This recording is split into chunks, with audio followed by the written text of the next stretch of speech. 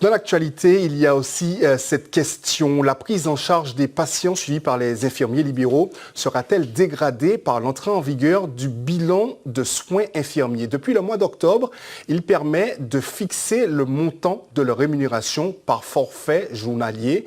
Un système moins avantageux selon le syndicat Convergence Infirmière 972. Sanga Fago, Marc Balsa. Chaque jour, cette infirmière libérale visite une quinzaine de patients. Bonjour. Depuis octobre, une disposition relative aux malades dépendants uniquement vient modifier son mode de rémunération. Alors qu'elle était jusque-là payée à l'acte, Jessica Flavier est dorénavant payée au forfait journalier. C'est moins avantageux, on est perdant de 3 euros à 3 euros et quelques. Par patient et par jour. Dès lors, il devient parfois moins rentable pour les infirmiers de multiplier les passages chez les patients, incitant ces professionnels de santé à refuser des soins qu'ils réalisaient auparavant, ce qui peut surprendre les familles. C'est facile de leur expliquer non.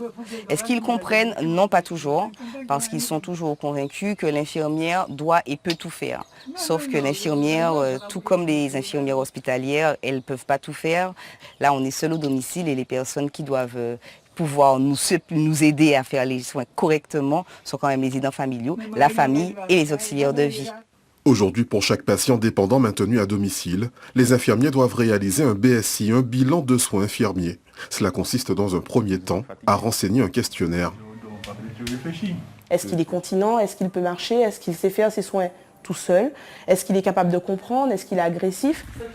Le logiciel détermine alors le niveau de dépendance du patient. Cela permet d'établir un plan de soins infirmiers et de définir le niveau de forfait à facturer à l'assurance maladie.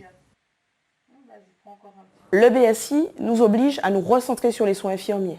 Donc, nous oblige aussi à déterminer si le patient nécessite un passage infirmier matin et soir. Tout ce qui peut être fait par une auxiliaire de vie, ce sont des métiers qui existent, ne vont pas être faits par l'infirmier. Donc aujourd'hui, il faut que la population comprenne que le métier à domicile n'est pas le fait d'un seul corps de métier, à savoir les infirmiers, mais aussi de toute une chaîne. Selon l'INSEE, le nombre de seniors dépendants devrait augmenter de 30% d'ici 2030. Dans un contexte d'offre de places en institutions insuffisantes, le maintien à domicile sera de plus en plus privilégié, d'où l'importance d'une prise en charge efficiente.